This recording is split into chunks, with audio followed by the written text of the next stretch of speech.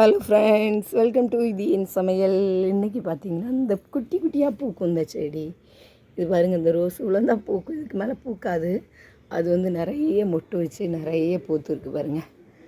அதுக்கப்புறம் பார்த்திங்கன்னா இப்போ தான் டேபிள் ரோஸ் எழுந்திரிச்சு வருது. அப்புறம் இதிலலாம் எவ்வளோ மொட்டு இருக்குது பாருங்கள். வேறு பூலாம் வந்து இன்றைக்கி ரொம்ப பூக்கலை. ரோஸ் இந்த ஒரே ஒரு பன்னீர் ரோஸ் பூத்து கிடக்கு பாருங்கள். அதை பறிச்சிடலாமா? இன்னும் அதுக்கு கீழே நிறைய மொட்டு இருக்குது, நிறைய மொட்டு இருக்குது. ஒரு பன்னீர் ரோஸ். அதுக்கப்புறம் பார்த்தீங்கன்னா இருவாட்சி, அந்த பெருசு பெருசாக இருக்குல்ல இருவாட்சி, அது இது எவ்வளோ பூங்க பாருங்கள். ஒரே கிளையில் எத்தனை பூ பாருங்கள். இது மொட்டு. ஆமாம், ஒரு கீழே மொட்டு இருக்குது. இல்லைன்னா அப்படியே மொத்தமாக பறிச்சிடலாம். மொட்டு இருக்குது, ஒரு மொட்டு இருக்குது.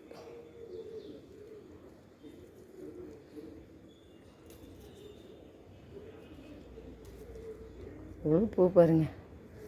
அதுக்கு பிறகு இங்கே ஒரு குண்டுமல்லி.